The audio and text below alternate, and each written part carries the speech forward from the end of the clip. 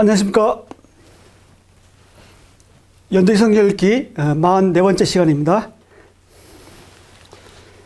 이번 시간은 분열 왕국 중에서 북이스라엘 멸망에 대해서 말씀드리겠습니다.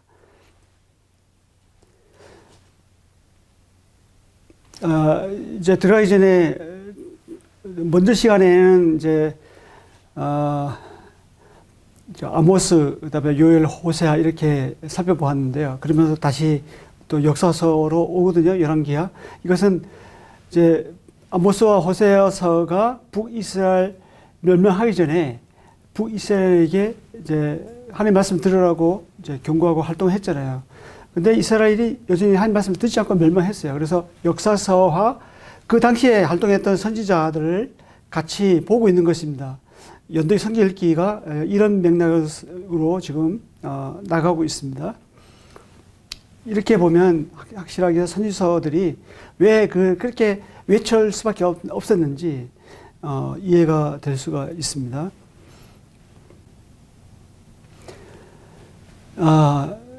열왕기하 15장에서 17장까지 내용인데요.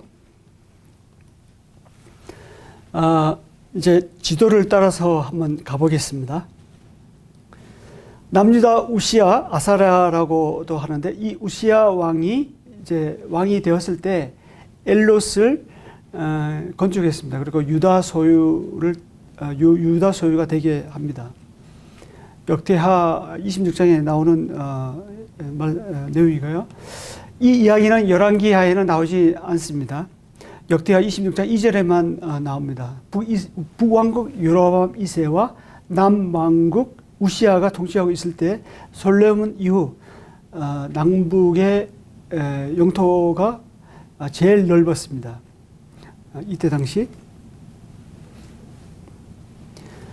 아람 이후 이제 아수르가 이제 등장하게 됐고요. 아수르 출현으로 세력을 이스라엘 땅에까지 점점 넓혀오고 있었습니다. 그때 북이스라엘은 문하햄이 다스리고 있었고요. 아수르 왕이 이제 쳐들어왔습니다.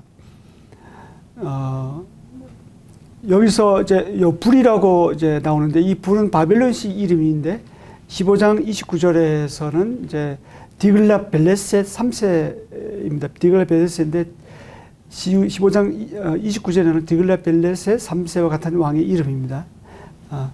참조하시고요. 그 다음에 이스라엘 왕 베가가 통치하고 있을 때에 반아수르 정책을 펼칩니다. 그때 아수르 왕 디글랏벨레셋 3세는 이스라엘 땅에서 무기또, 그 다음에 갈릴리 북쪽과 요단 동편 땅을 점령했습니다. 그리고 그곳 사람들을 아수르로 잡아갔습니다. 나중에 나오는 이 바벨론은 이제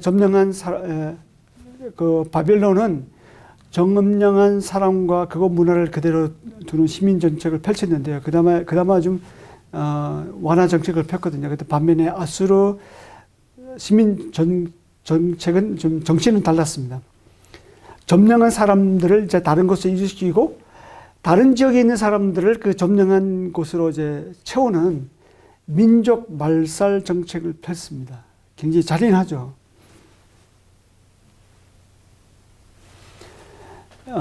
이스라엘 땅 북쪽과 요단 동편이 아수르 땅에 넘어간 모습인데요. 베가의 반아수르 정책은 이스라엘 땅을 몰락의 길로 가게 한 결과가 되었습니다. 북이스라엘의 베가는 아람 왕 느신이 이제 연합해서 아하스가 남유다 왕이 되었을 때 예루살렘을 포위합니다. 그지만 이기지 못하죠. 당시 아람 왕 느신이 엘랏에 사는 유다 사람을 쫓아냈습니다. 그리고 엘랏을 아람 영토로 편입시킵니다.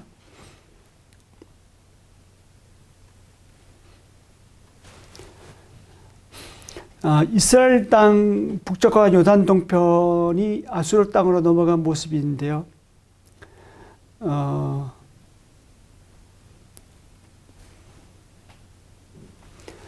유다 땅 이제 남쪽 엘랏이 이제 아람 영토 넘어간 후고, 그 다음에 북이스라엘과 이제 아람 동맹군이 이제 예루살렘 점령 이제 하고자 합니다. 이때 남유다 아하스 왕은 아수르 왕 디글라벨레서 3세에게 예물을 버리면서 도움을 요청하죠. 아수르 왕은 아하스 요청을 이제 받아들입니다. 그래서 다메섹을 점령하고 그곳 주민을 기르로 옮기죠. 또한 아람 왕 느신도 죽입니다.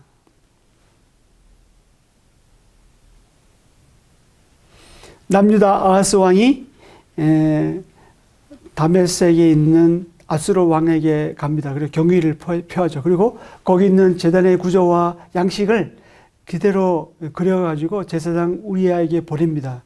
그리고 성전 건물 입구에 아수르에서 본 그대로 새 제단을 만들죠.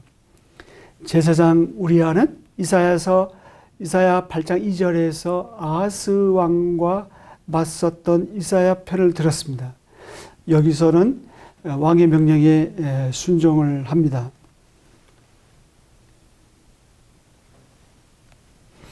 이제 이스라엘의 멸망인데요.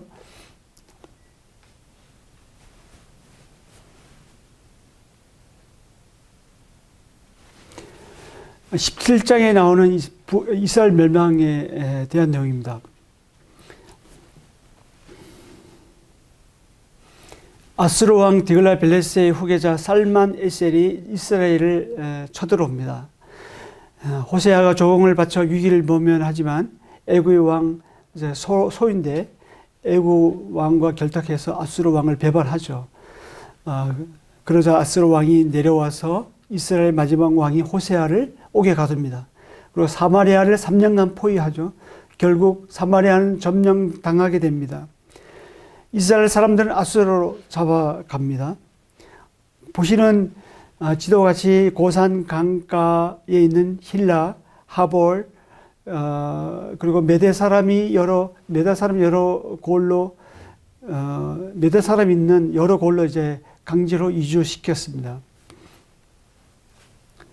그리고 반대편에 있는 바벨론 지역과 하맛 지역 사람들을 이스라엘 사람들 대신해서 사마리아 성읍에 강제로 이주시키죠. 비어있는 그 사마리아 동네를 외부에서 사람을 데려다가 채웁니다. 아수르는 민족 말살 정책을 펼쳤는데 점점 점령 지역에서 일어날 수 있는 반란을 사전에 원천 봉쇄했던 거죠. 이렇게 해서 사마리아를 비롯한 북이스라엘은 아수르로 완전히 넘어갑니다. 사마리아로 이주해 온 몇 사람이 죽자 아수르 왕은 이스라엘 제사장 중 한 사람을 베델에 살게 하면서 여호와 경외하기를 가르치게 합니다. 아수르의 관점에서 볼 때는 여호와는 하나의 지방신에 불과했습니다. 그래서 이주해 온 사람들은 지방신인 여호와 또 자기들이 그동안 섬겨왔던 토속신을 동시에 숭배했던 것입니다. 이제 이스라엘 백성들은 이방인과 피가 섞이게 되었죠. 그들의 신앙마저 혼합되는 종교다원주의로 빠져듭니다. 이런 현상은 나중에 바벨론 포로에서 귀환한 유다인들이 성전 재건에 참여하지 못하게 한 이유가 됩니다. 또한 정통성을 잃어버린 사마리아인들은 신약시대에 이르기까지 유다인들에게 멸시를 받고 분리시키는 원인이 됩니다.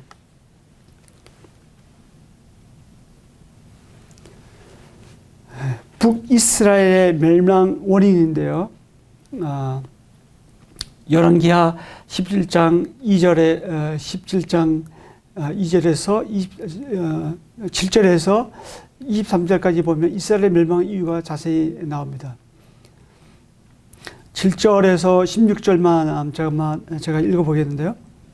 이 일은 이스라엘 자손이 자기를 애굽 땅에서 인도하여 내사 애굽의 왕 바로의 손에서 벗어나게 하신 그 하나님 여호와께 죄를 범하고 또 다른 신들을 경외하며 여호와께서 이스라엘 자손 앞에서 쫓아내신 이방 사람의 규례와 이스라엘 여러 왕이 세운 율례를 행하였음이라. 이스라엘 자손이 점차로 불의를 행하여 그 하나님 여호와를 배역하여 모든 성읍의 망대로부터 견고한 성에 이르도록 산당을 세우고 모든 산 위에와 모든 푸른 나무 아래와 목산과 아레세라 상을 세우고 또 여호와께서 그들 앞에서 물리치신 이방 사람같이 그곳 모든 산당에서 불행하며 또 악을 행하여 여호와를 경노하게 하였으며 또 우상을 섬겼으니 이는 여호와께서 그들에게 행하지 말라고 말씀하신 일이라. 여호와께서 각 선지자와 각 선견자를 통하여 이스라엘과 유다에 지정하여 이르기를 너희는 돌이켜 너희 악한 길에서 떠나 나의 명령과 율례를 지키되 내가 너희 조상들에게 명령하고 또 내 종 선지자를 통하여 너에게 전한 모든 율법대로 행하라 하셨으나 그들이 듣지 아니하고 그들의 목을 곧게 하기를 그들의 하나님 여호와를 믿지 아니하던 그들 조상들의 목같이 하여 여호와의 율례와 여호와께서 그들의 조상들과 더불어 세우신 언약과 경계하신 말씀을 버리고 허무한 것을 뒤따라 허망하며 또 여호와께서 명령하사 따르지 말라 하신 사방 이방 사람을 따라 그들의 하나님 여호와의 모든 명령을 버리고 자기들을 위하여 두 송아지 형상을 부어 만들고 또 아세라 목상을 만들고 하늘의 1월 성신을 경배하며 또 바알을 섬기고 또 자기 자녀를 불 가운데로 지나게 하며 복술과 사술을 행하고 스스로 팔려 여호와 보시기에 악을 행하여 그를 경욕해 하였으므로 여호와께서 이스라엘에게 심히 노하여 그들 앞에서 제거하시니 오직 유다 지파 외에는 남은 자가 없으니라. 방금 전 이 말씀을 요약하면 5가지로 정리할 수가 있는데요. 북이스라엘 멸망 원인 첫 번째는 이스라엘을 주력시킨 하나님을 잊어버렸다는 거예요. 하나님을 잊어버리니까 이스라엘과 하나님 사이에서 세운 언약의 말씀도 잊어버리게 됐죠. 모든 죄의 시작은 하나님을 잃어버린 데서 출발합니다. 우리가 하나님 말씀을 암송하고 기억하고 묵상하고 하는 이유가 이제 거기 있는 거죠. 하나님 말씀을 계속 기억하고 되살리기 위해서겠죠. 북이스라엘의 멸망 원인 두 번째는 이방 사람의 규례와 이스라엘 왕이 세운 율례를 행했기 때문입니다. 하나님은 이방 민족 풍속을 쫓지 말라고 하셨습니다. 그렇지만 그들은 듣지 않았습니다. 또한 여로보암의 죄와 그 이후 여러 왕들의 나쁜 본을 따라 행했습니다. 이스라엘의 멸망 원인 세 번째는 자기를 위해서 우상을 세웠습니다. 그리고 그 앞에 분향하여 하면서 섬겼습니다. 모든 성읍에 산당과 목상과 아세라상을 세웠습니다. 그곳에서 분향함으로써 자기를 위해서 우상을 섬겼습니다. 이 허무한 우상을 또 뒤따라가다 보면 결국 멸망하게 되는 거죠. 여기서 포커스는 하나님을 위한 것이 아니라 자기를 위해서 세웠다고 해요. 우상의 시작과 우상의 목적은 가만 보면 결국 자기를 즐겁게 하는 거거든요. 자기 만족에 있습니다. 북이스라엘 멸망 원인 네 번째는 하나님 명령과 율례를 행하지 않고 버렸기 때문입니다. 열왕기하 18장 12절에 보면 이는 그들이 하나님 여호와 말씀을 듣지 아니하고 그의 언약과 여호와의 종 모세가 명령한 모든 것을 따르지 아니하였음이더라 하고 나오는데요. 하나님은 여러 선지자를 통해서 또 회개하고 모든 율법대로 행하라고 공고했습니다. 그렇지만 그들은 듣지 않았습니다. 하나님의 다스림을 버리면 자기가 주인 되어 살아가게 됩니다.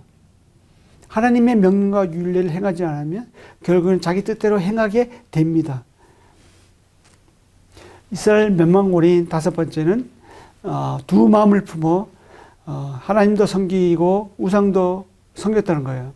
17장 33절에 보면 17장 33절에 보면 이와 같이 그들이 여호와도 경외하고 또한 어디서부터 옮겨왔든지 그 민족의 풍속대로 자기의 신들도 섬겼더라 하고 나옵니다. 그들은 하나님과 우상에게서 좋은 것만 취했습니다. 성경은 오직 너희 하나님 여호와만 경외하라고 했습니다. 그들은 절대적인 유일성을 포기하고 다른 종교에서도 진리가 있다고 믿고 인정했습니다. 즉 종교다원주의, 혼합주의 신앙 태도를 취했습니다. 하나님은 이러한 태도를 싫어하십니다.